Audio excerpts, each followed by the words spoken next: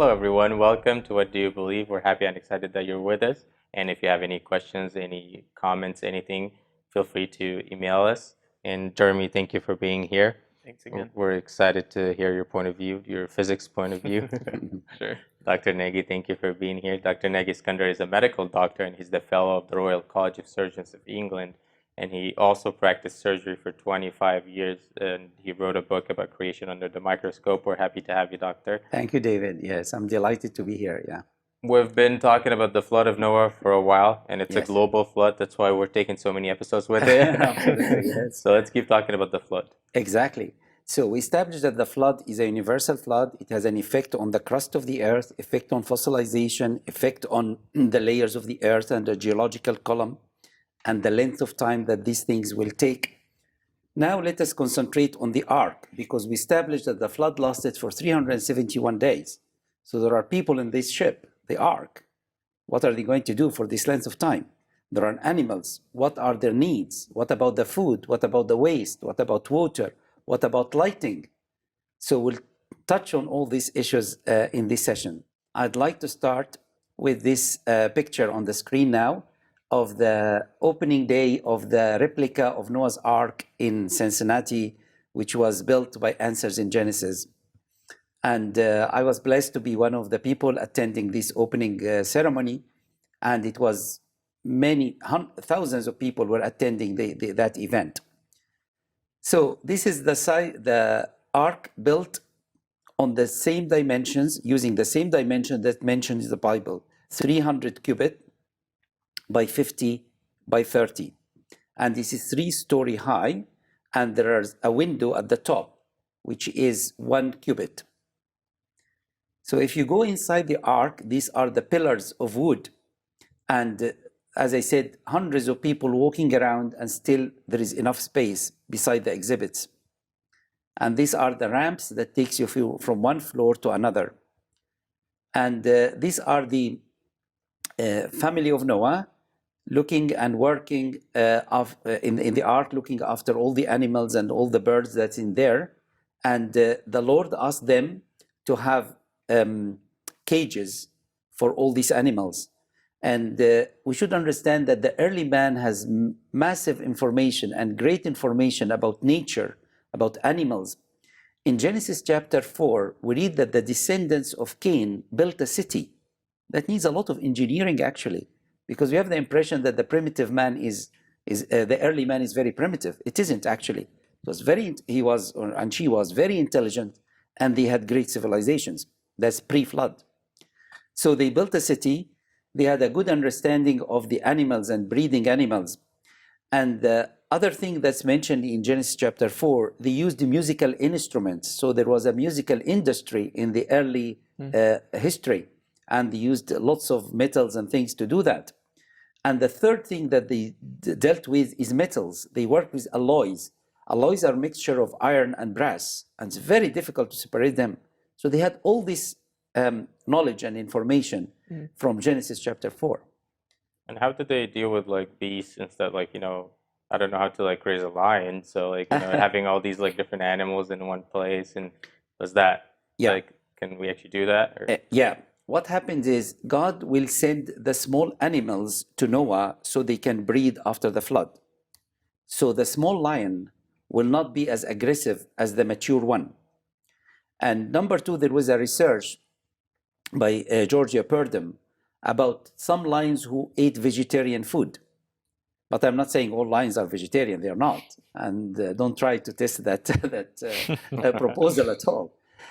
So what I'm saying here, God will brought to Noah the small animals, and they put them in cages. So the activity will be less, and the metabolic rate will be less, and the amount of food that they need is less, and the waste that they produce is less. So there were obviously animals who are carnivorous after the fall. They were not carnivorous originally because the food that given to man and to animals and birds was vegetarian initially. But after the fall, they started to eat each other. So there are two proposals that Noah could have prepared some dried food, dried meat. You can salt the meat and it can stay for a long time. So that's a possibility that he fed them on that type of food. The other possibility is they used the vegetarian food during this period of the flood, which 371 days. So this is some of the exhibits inside the ark, and we see one of the wives of the three sons of Noah.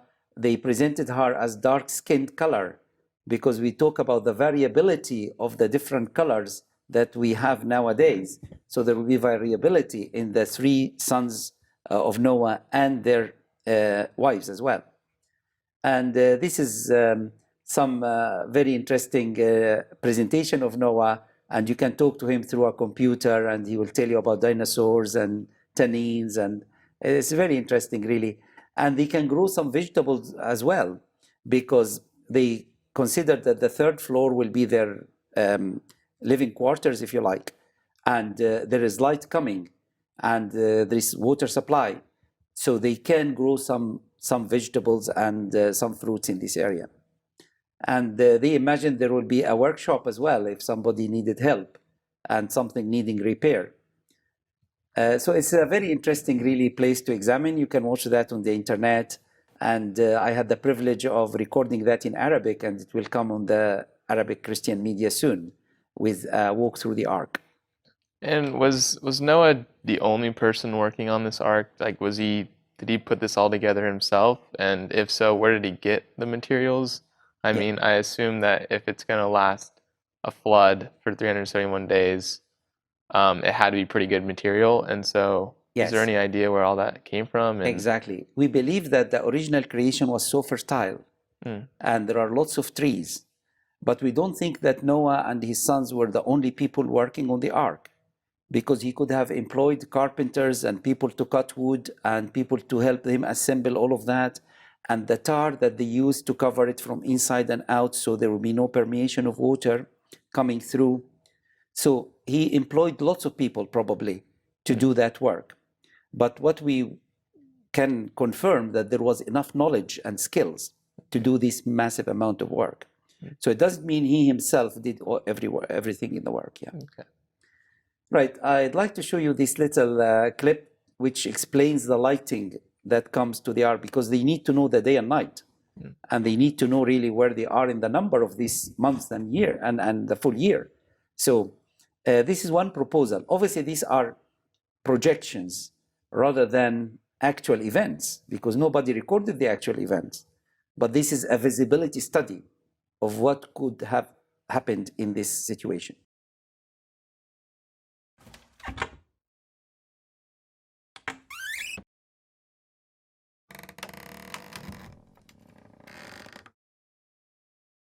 So this is a vertical section of the ark that was built, a replica of the Noah's Ark.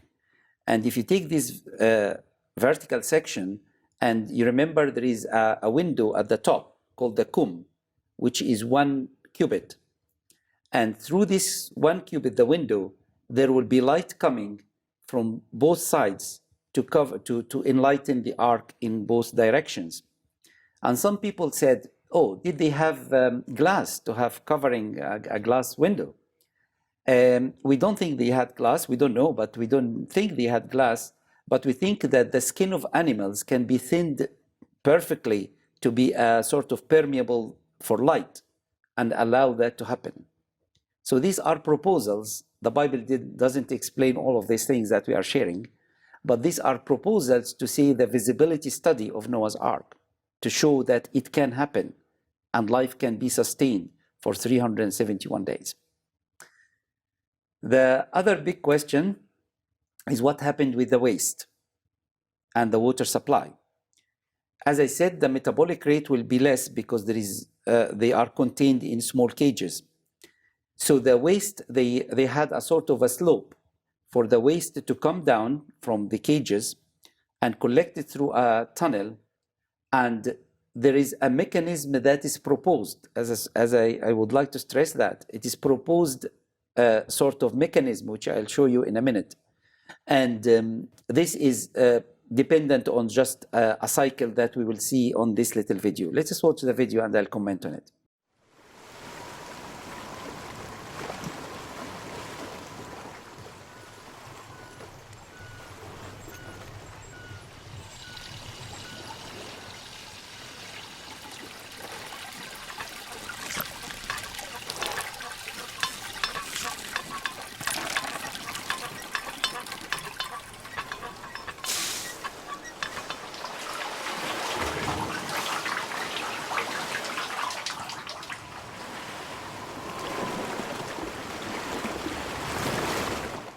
There is a lot of detail about the mechanics of this, and they think that an animal can rotate. There is no electricity, obviously, or a motor to keep this pump going.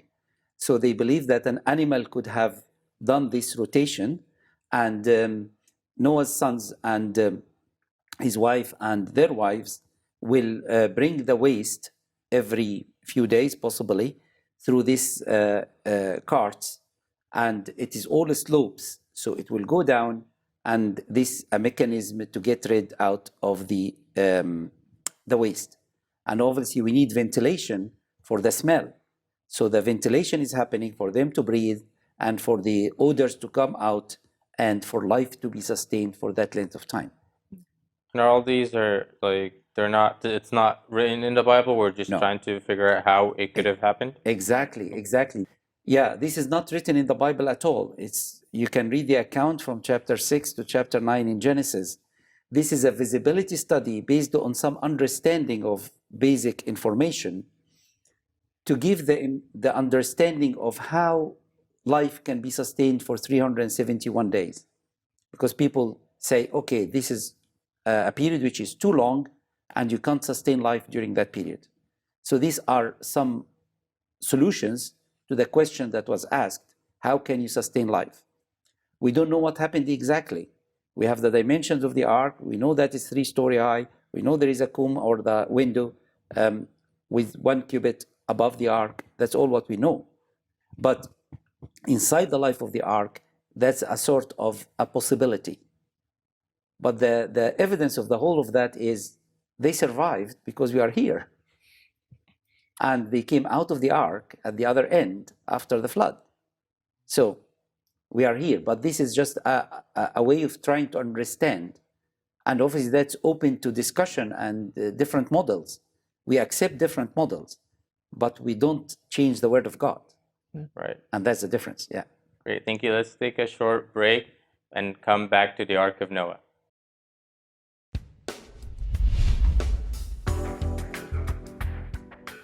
Thank you for tuning in. If you have any questions or comments, or if you'd like a copy of this episode, please call 714-709-4300 or email us at info@alkarmatv.com.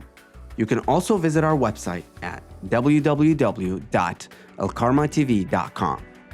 Also, you can write to P.O. Box 3610, Seal Beach, California, 90740.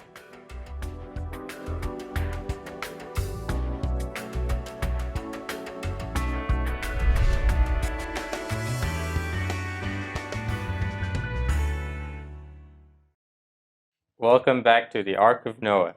Doctor, it would have been nicer if we're inside the Ark and we're talking about this now. Exactly. It's a great place to visit, actually, David, and I was blessed to visit twice, and I hope to visit again. This big ark has only one door.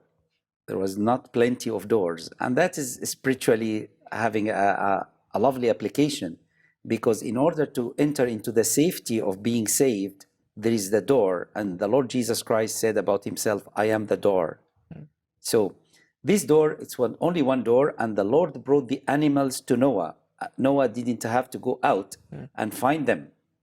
And he doesn't go to America to find people animals in America or South Africa or whatever, because all the continents were together, and all the animal life were together in a limited area.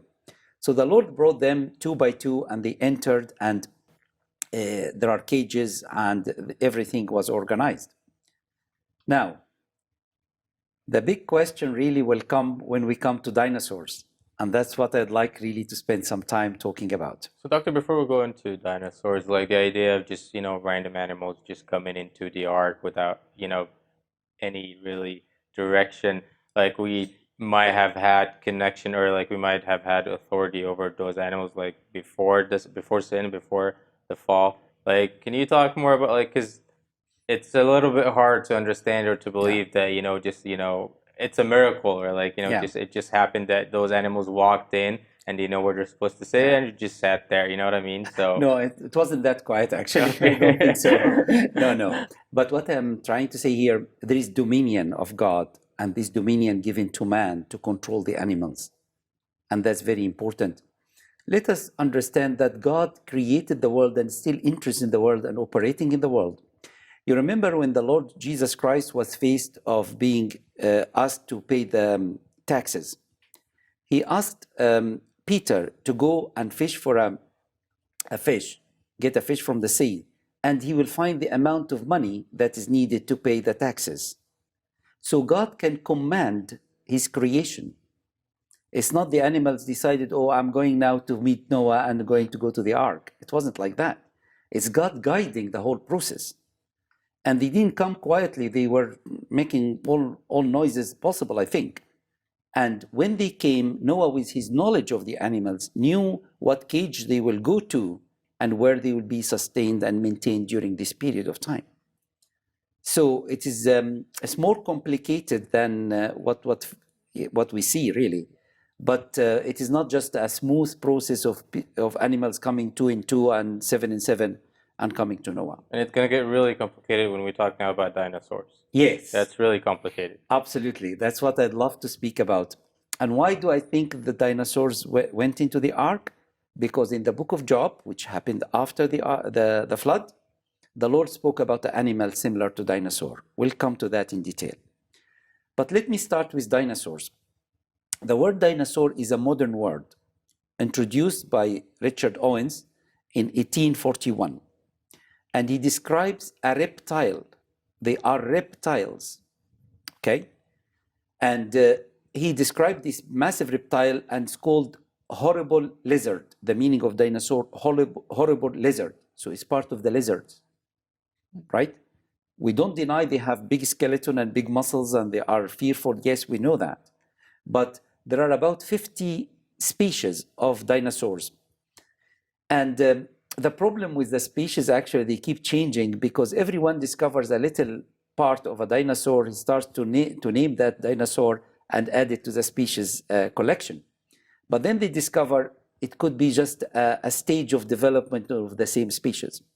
But anyway, we talk about 50 to 60 species of dinosaurs. But let me just put this picture on the screen now. And this is T-Rex. T-Rex starts his life from an egg of that size. This is a replica of the egg from which the T-Rex, the massive dinosaur, will come out.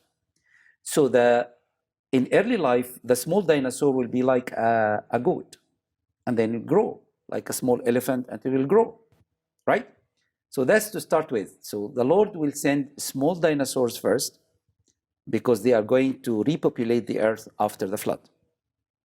Now, we put a picture now of different dinosaurs with different sizes, but again, they are leather and they are what we call horrible lizard. Let us see this picture on the screen now from Encyclopedia Britannica explaining the life of dinosaurs. They believed they appeared about 240 million years ago. And then they started to rule the earth till they were extinct 65 million years ago. That's what they believe. Okay? Let us put that to the test. There was Mary Schweitzer, who is a paleontologist, examining a specimen of bone of a dinosaur, and she found red blood cells and she found elastic tissues. Red blood cells and elastic tissues don't last for millions of years. They last only for thousands of years. So she was not really wanting to change the idea of million of years, and she wanted to see if there is a process allowing the elastic tissues and red blood cells to be still available after millions of years. Let us listen to her actually when she's saying that. I'm not going to believe this.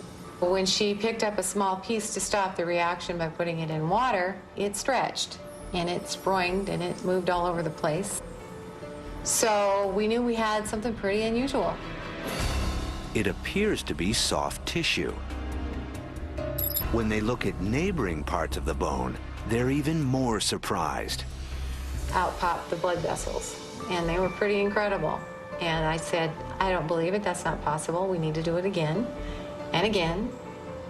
It's one of those just goosebump-inducing scientific moments, that's all I can say. And they don't really happen very often. Blood vessels should not exist in fossilized bone. Many scientists believe organic molecules can't last more than 100,000 years. Yet Schweitzer's bone is 68 million years old. I think the presence of soft tissues and cells indicates there's a process going on that we didn't have a clue about. So I think it means that we have to kind of rethink the whole chemical process of making a bone turn into a fossil. As you can see from this clip, what she found, this operational science, she found elastic tissues. She examined the specimen more, she found red blood cells and vessels. She repeated the experiment again and again because she knows from the operational science that red blood cells and elastic tissue cannot last for millions of years. They last only for thousands of years, maximum 100,000 years. So as a result of looking at this, she said, I repeated the experiment again and again, she came to the same result. That's operational science, telling her this specimen is thousands of years, is not millions of years.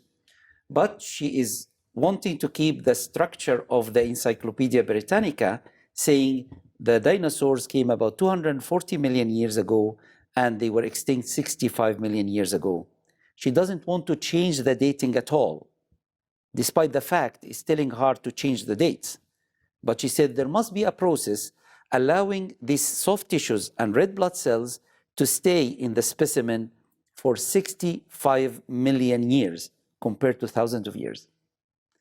And that really shows the preconcepts that we have sometimes dictating what we see and what we would like to understand. So from this experiment, we know that dinosaurs could have lived only for 1,000 years ago, not millions of years ago. And what makes scientists believe that they're 65 million years ago? Or that just seems like such a huge gap. And like, are they doing something completely wrong? Or what kind of things are they relying on to make that kind of conclusion? Yeah, they starting with the assumption that the dinosaurs just appeared on Earth. We don't know how they appeared. And from the different layers, the fossil layers, the strata of the Earth, they found some dinosaurs in layers they dated as 240 million years. So they said if the dinosaur is in that layer, that means it is 240 million years. And then after the layers which are younger than 65 million years, they don't find dinosaurs. They say they were extinct. But it's a circular argument because they decided the age of the rock by the fossils in it, and they decide the age of the fossil by the rock in that area. So it starts with the assumption, and that's the problem. And people take that as this is science. It isn't. It's assumptions. And when the real facts came in, and when the real observational science, this is soft tissues. We all agree it's soft tissues. We all agree it's blood cells. But she doesn't want to change the structure that she is building in her mind. Thank you, Doctor. Thank you, Jeremy. We'll keep the discussion going for next episodes. Naguib Mahfouz once wrote, life is spent between question and answer, or between a question and the attempt to answer it. The question is the summary of the spiritual life. So here's a question. What do you believe? Thank you for watching.